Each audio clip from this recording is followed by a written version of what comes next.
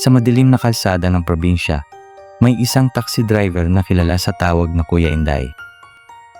Kahit lalaki siya, nakuha niya ang palayaw dahil sa malambing niyang pananalita at ugaling parang manliligaw sa bawat babaeng pasahero. Sabi ng iba, wala raw siyang pinapalampas. Bata man o matanda, basta babae, siguradong may papuri siyang ibibigay. Gabi-gabi siyang bumibiyahe sa may Baleta Drive, isang lugar na matagal nang pinaniniwalaang pinamumugaran ng mga ligaw na kaluluwa. Ngunit para kay Kuya Inday, hindi siya naniniwala sa multo.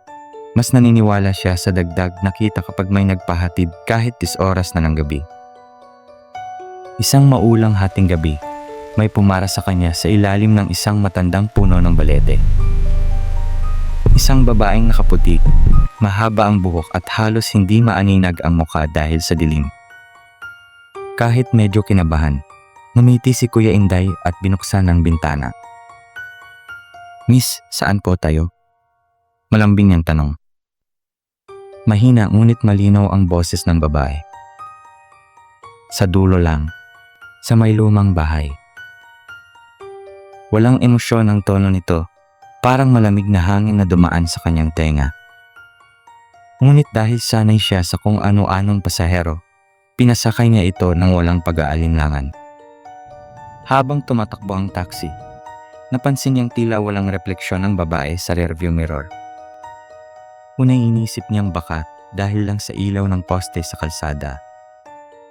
Pinilit niyang huwag mag-isip ng kung ano-ano at nagsimulang magbiro, tulad ng nakasanayan niya. "Miss, parang bagay po sa inyo ang pangalan na Maria.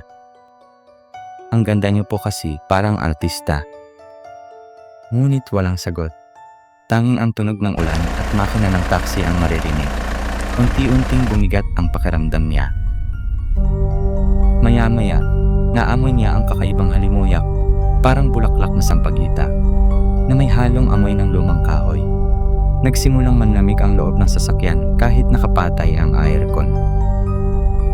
Nang sumulyap siya sa salamin, nakita niyang nakatingin na sa kanya ang babae. Hindi niya namalayang nasa gitna na pala sila ng daan na matagal nang isinara dahil sa mga aksidente.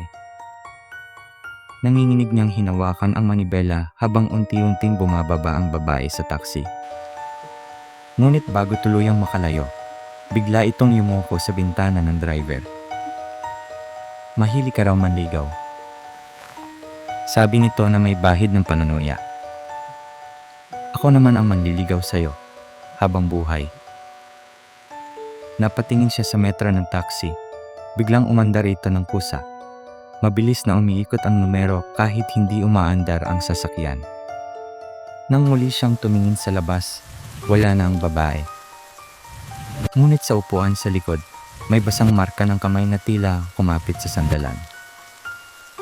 Kinabukasan, natagpuan ang taksi ni Kuya Inday na nakabangga sa matandang puno ng balete. Walang bakas ng ibang sasakyan, at ang pinto sa likod ay nakabukas. Si Kuya Inday ay natagpuang walang buhay, maputla at tila naubusan ng dugo. Mula noon, may mga taxi driver na nagsasabing may nagpapararaw na babaeng nakaputi sa parehong lugar. At kapag tinanong kung saan pupunta, iisa lang ang sagot, sa dulo lang.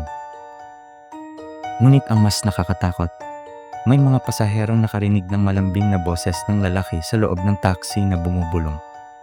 "Miss, saan po tayo?" Kahit walang driver sa unahan,